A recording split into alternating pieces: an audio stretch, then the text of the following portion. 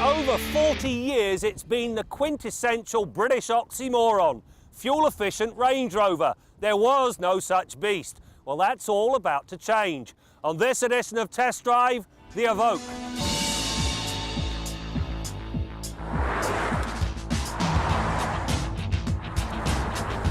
When the Range Rover hit the road in 1970, it put a different spin on the traditional utility vehicle. Rather than picking up on Land Rover's focused and obsessive utilitarianism, the Range Rover brought a smattering of luxury and comfort to go along with its off-road ability. Subsequent editions ramped up the niceties without losing sight of its intent. Now, that original vehicle was embraced by the horsey set because of its ability to amble through a muddy field and tow a horse box. The interior of this Evoque is very nicely finished indeed. The materials are rugged but rich nonetheless. The front seats, superb lateral support, and there's a 380-watt Meridian sound system that really does belt out the tunes with great clarity. However, this would not be a British car if it didn't have a quirk, and a quirk it does have. Where's the gear lever? Not until you actually start the vehicle does this knob rise up out of the center console and you rotate it to select the gears. It works, but I don't like it. Where Range Rovers of old embraced a thirsty V8, the Evoque uses a direct injection turbocharged 4-cylinder engine. It manages to wring 240 horsepower and 251 pound-feet of torque out of just 2 litres. My lone beef is the rather peaky nature of the power delivery. Initially the engine feels a tad lazy, then all of a sudden it catches fire. It's not turbo lag, it's the way the throttle is calibrated. One of the key features on this Evoque is Range Rover's terrain response system.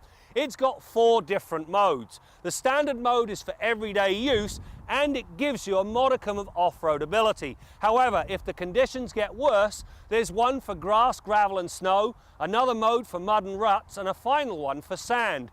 In each case, the system alters the manner in which the engine, transmission and all-wheel drive system interact to give you the optimal behavior for that particular condition. It really does give this Evoque surprising off-road ability. The power is fed to the wheels through a smooth shifting 6-speed gearbox. It is well matched to the engine. The proof shows up in the numbers. The Evoque canters to 100k in 7.6 seconds and delivers a speedy 80 to 120 passing time of just 6 seconds.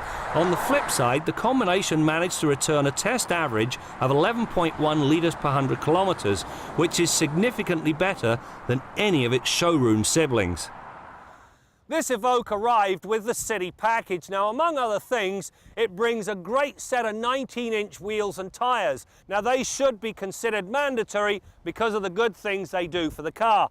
Now, when it comes to off-roading, there's an old saying, be prepared. In this case, when you're off-road, be prepared for a flat tyre and so carry a full-size spare. Well, guess what? This thing's not prepared.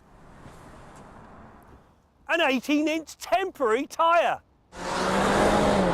When it comes to ride and handling, the Evoque is best described as comfortably live. The ride comfort is excellent and it accomplishes this without sacrificing the handling side in the least. In spite of its off-road ability, the Evoque carves a corner with the sort of precision one demands of a BMW. There is surprisingly little body roll and the electrically assisted steering has some real feel to it across a broad range of speed.